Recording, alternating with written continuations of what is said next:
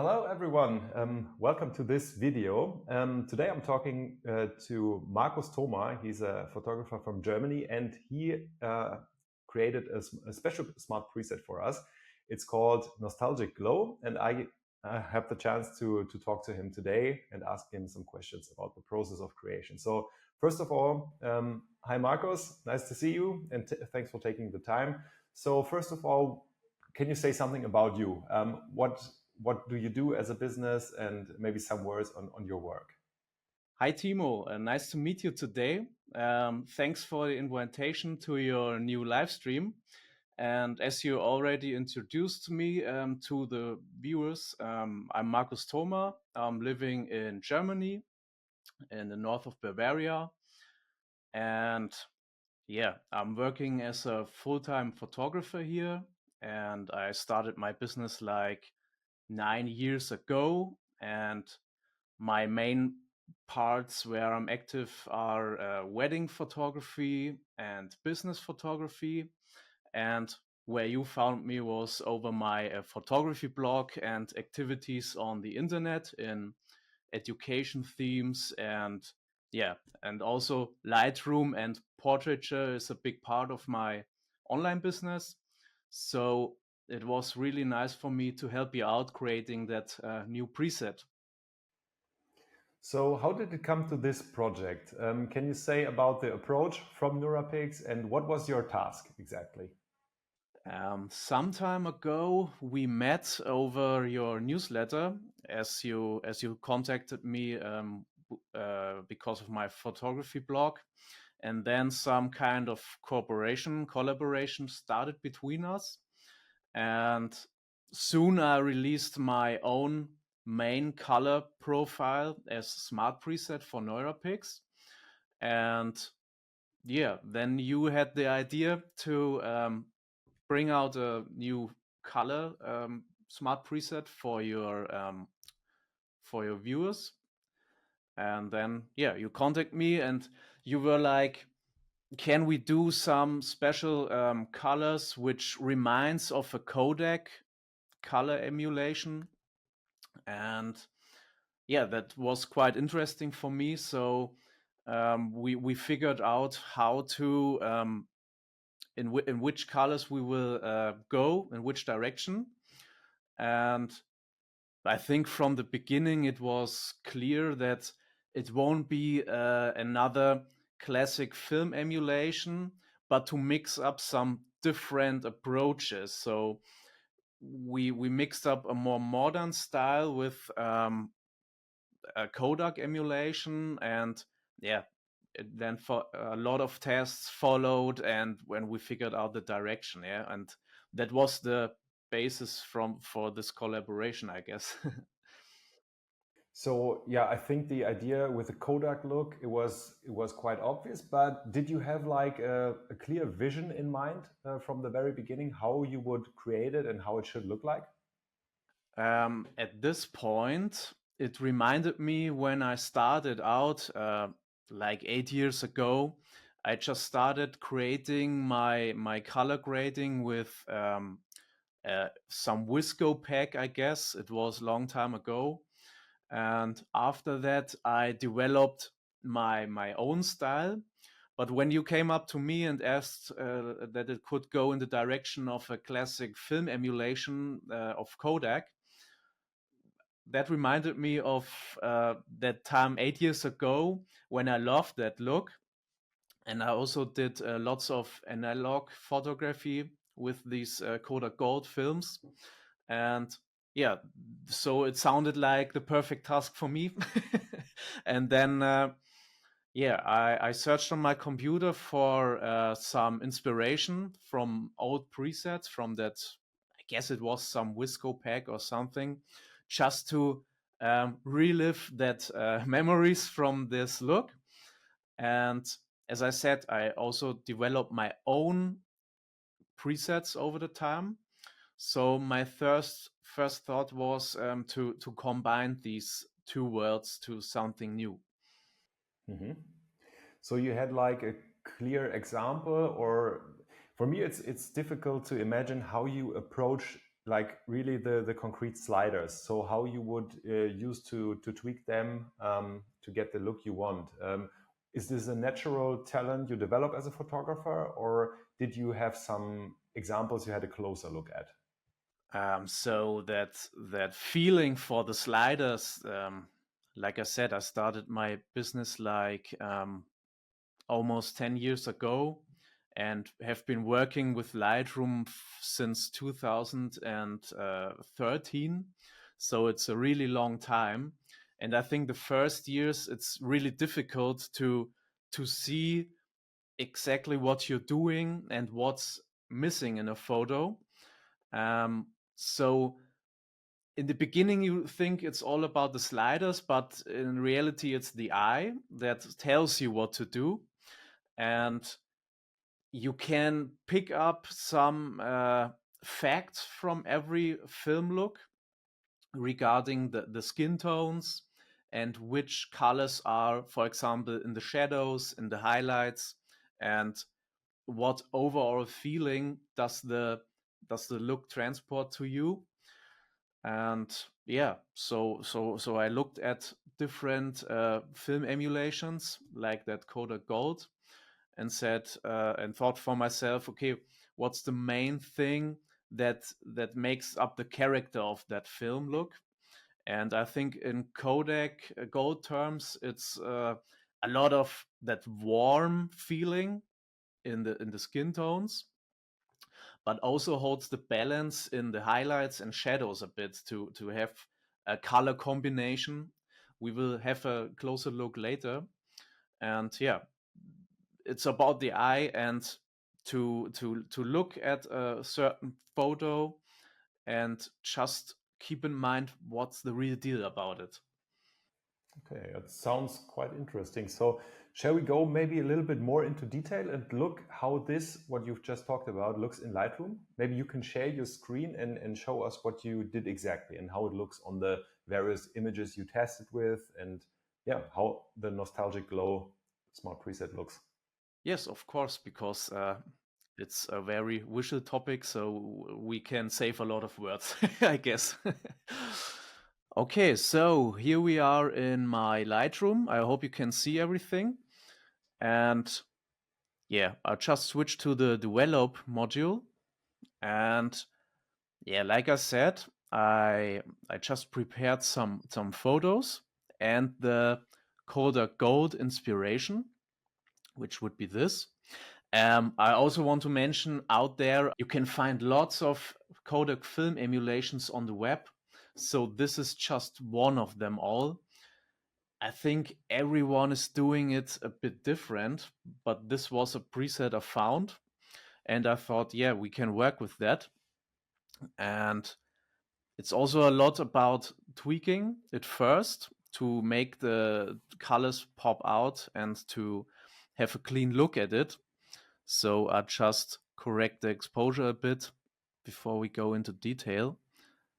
And yeah, so that's a classic Kodak Gold look. And like I said, the Nostalgic Glow, it brings in a bit different things. For example, if you see the original, there is a bit magenta in the shadows, but in our final result, it's more some kind of greenish tones. And just to complete these steps, this was my own preset, which is a bit more minimal and modern. It's a little bit more desaturated. So to compare it properly, it would go something like this. So that's my go-to preset for my daily work. And yeah, the goal was to combine the Kodak Gold with the one preset. So how did I do that? I just want to mention that the Nostalgic Glow is not made of that Kodak Gold look. This was just an inspiration, and the real start point was my own modern look. And I just figured out, okay, what's the difference between my preset and the Kodak Gold? So as you see, the Kodak Gold is a lot more saturated. And also when you look at the skin tones, they are a bit more dense. They are with more saturation. So it's kind of a bit more vivid. And yeah, I wanted to go somewhere in between these two looks. It's quite interesting to see what you did to the slider values like exposure and the shadows and so on. We can just have a look in some other pictures. So in every picture, there are different colors. And that's also a big part of developing such a preset, to have a variety of lots of pictures. So as you see in this example photos, I have photos from this portrait shoot. Then I was at Madeira Island. Also, these pictures are from Madeira. I was in my studio. I was on a hike to Zugspitze and in my wedding business. And I think that's one of the most important things, to create a color look that actually works on lots of different situations. To have all these photos. So I'm always working with my photos from the last like 5 years to test out everything, as I need to see lots of different colors. I just can reset this one, for example, and then we can have a closer look on what the different presets look like. So for example, I will just adjust some things. So the brightness and temperature. This would be the start point again from my own one preset. And then I again looked at the Kodak Gold and was like, from nature it's a bit darker, so I have to go a bit brighter in this case.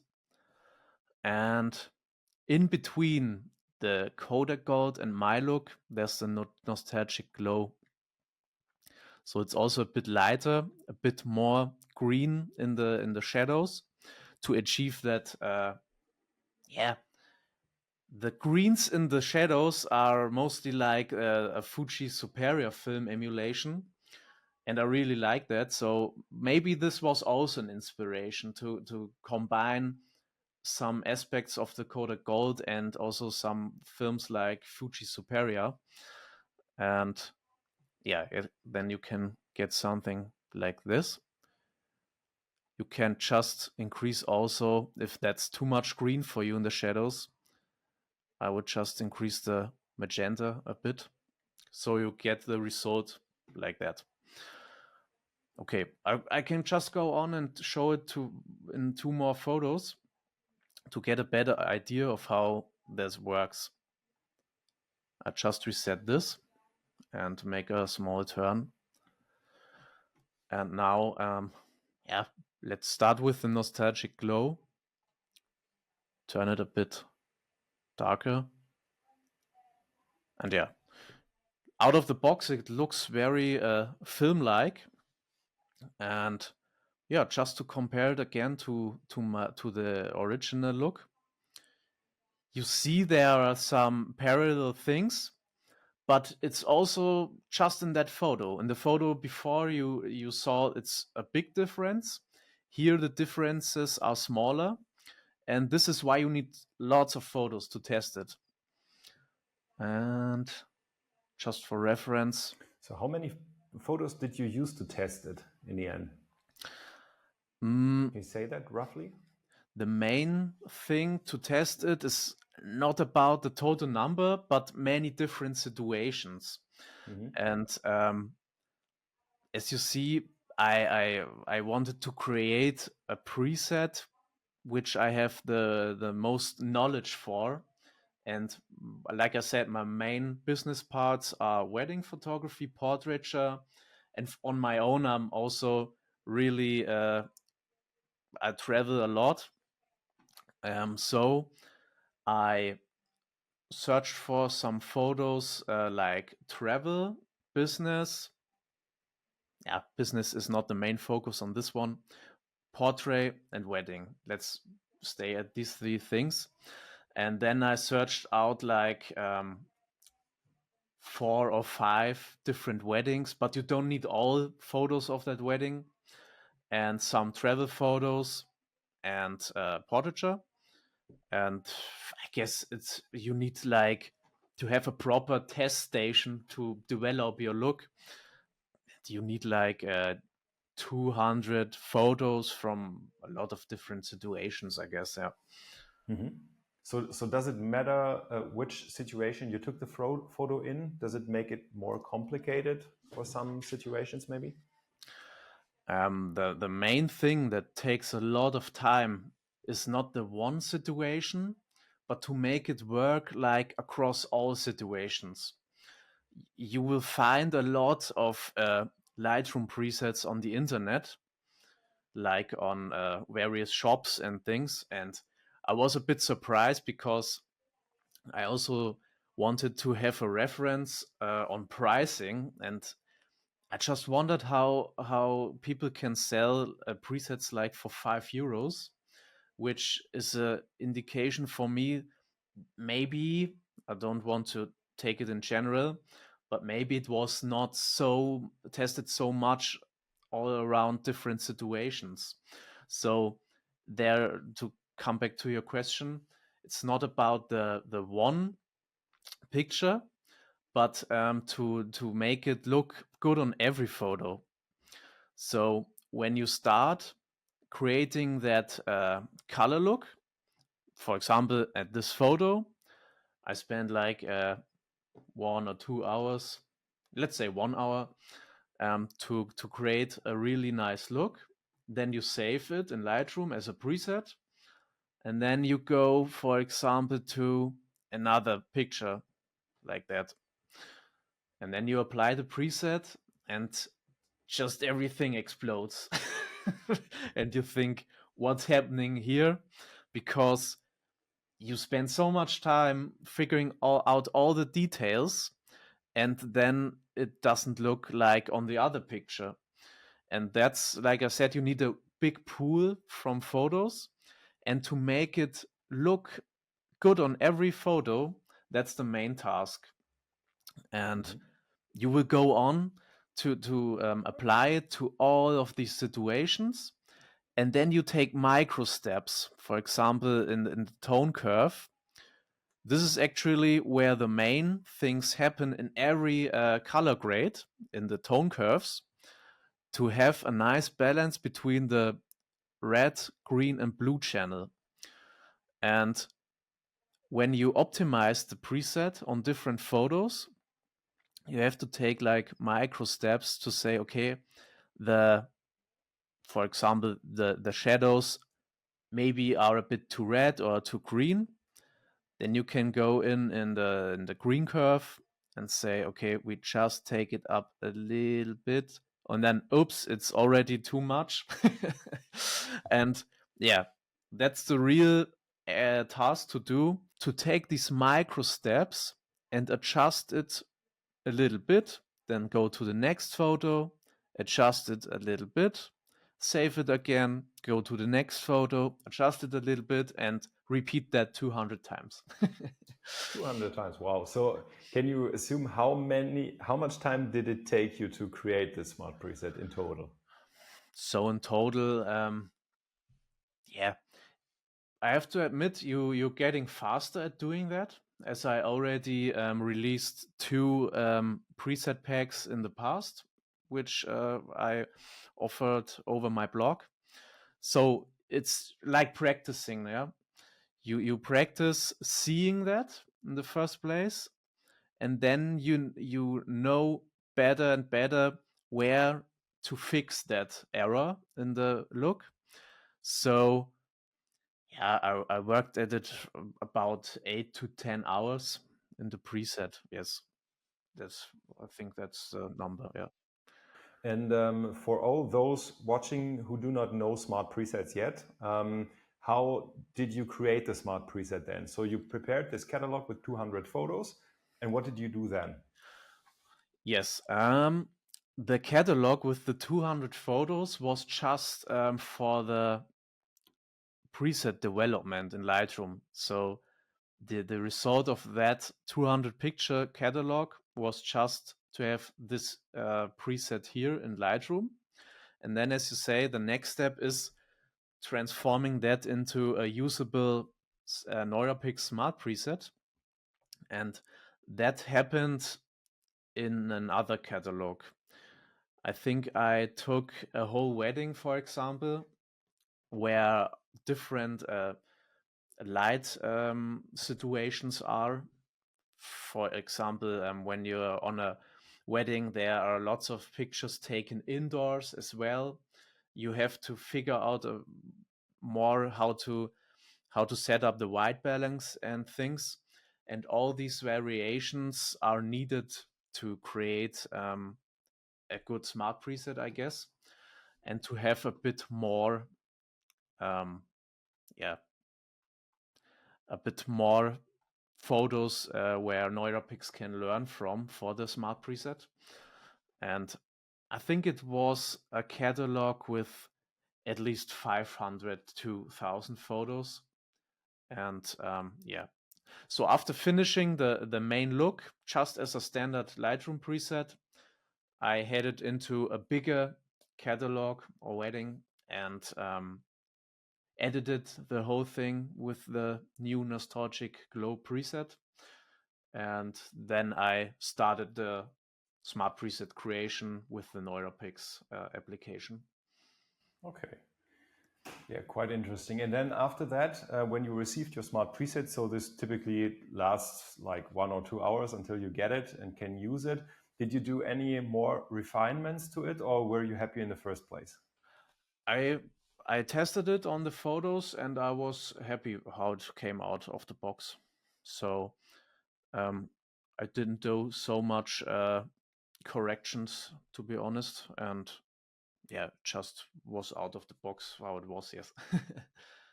Cool, that's great to hear. So what do you think, what kind of photos, images benefit the most from this special look you've created? Yeah, I already told you that I developed this look from wedding, portraiture, and travel photos. I guess it's also likely that it fits for more photos, but as I took the first steps to develop it in these genres, it's best suited for portraiture, wedding, and travel things. But it also depends on your personal taste. I also know some landscape photographer that want a more cleaner look and are not so the fans of film emulation for landscapes. That's totally okay. But in my case, I love the mood that these color looks also bring to travel photos, for example, and landscapes. Mhm. And is there any other special look or style you would like to create one day, which you haven't done yet? When I started out with my first moody presets, I was a really big fan of that. So when you're going moody, for example, you had like these really desaturated greens, for example, and make something like this, or also that brown earth tone presets and these things. But these are really strong looks, and so some years ago, my thought was like, okay, I'm editing all these pictures for my wedding clients, and maybe you know that situation when you're looking back at an old photo album, and your mother says like, at our time, this had to look like this. But in the present, you were just like, oh my God, what did they do in these times? So being timeless was a thought I really cared about in the last years. And that was the point when I started taking some steps back from very, very moody looks, and head again towards the classic film emulations. As you can tell by evidence, these are timeless looks. You are enjoying looking at old photos because of that colors. They never get outdated. And so I took the step back from these ultra moody things and just added the green back in the photo, let the colors breathe again. I don't want to make greens to brown tones and these things like the many photographers are doing in their wedding style, as the clients want that style. But my personal taste went away from that ultra moody things, and I want to go more in the direction of classic film looks. So I think this is the main challenge I have to face in the following years, to stay on my own line and do not overdo the moodiness in photos, and just find a basis that looks good also in like 10 or 20 years, I guess. Okay, yeah, very impressive. So when people start using it, looking into the future now, a lot of Neurapix users have this smart preset already. Do you have any hints or advice what they should take care of when using it? Yeah, after applying the Neurapix SmartPreset to your photos, just like always, before giving out or exporting your photos, just have a quick look if the exposure really is right at every photo, as it can make a big difference. And it can also depend on your personal taste. For example, often it comes out, for example, this photo, it gets a bit brighter, and that's totally okay. But when you want to have a bit more of that mood or a bit more presence of the photo, you can just also, by your own taste, decrease the exposure a bit and, for example, make it a bit more, to let it pop a bit more out. Because if it's a bit too bright, it gets a bit weaker. And just you can always feel free to adjust it to your personal taste. And that's the main thing you always have to care about in Lightroom, that the exposure, that's the most important dial in the whole software, I guess, that this is what you think it's best for your photos, so according to your own taste. Okay, yeah. Thank you, Markus, for showing this in Lightroom, with your screen share. It was absolutely amazing insights. And I think interesting stuff for a lot of people, how to create their own smart presets in the end. So when people want to meet you or see more of you, get more of your presets you're also offering, where can they find you? Like I said, I'm really active on the internet. You can find me mainly on my photography blog. It's you can just Google for Markus Thoma blog, and then you find my German photography blog. So when you're from Germany, you can understand it. Otherwise, you can also use some translation, I guess. And on my blog, there are also my tips and tricks, my Lightroom presets, books, and stuff. But I'm also active on YouTube, where you can find my empty journal YouTube channel. And that's also the name of my blog, journal.markusthoma.com. Yeah. Cool.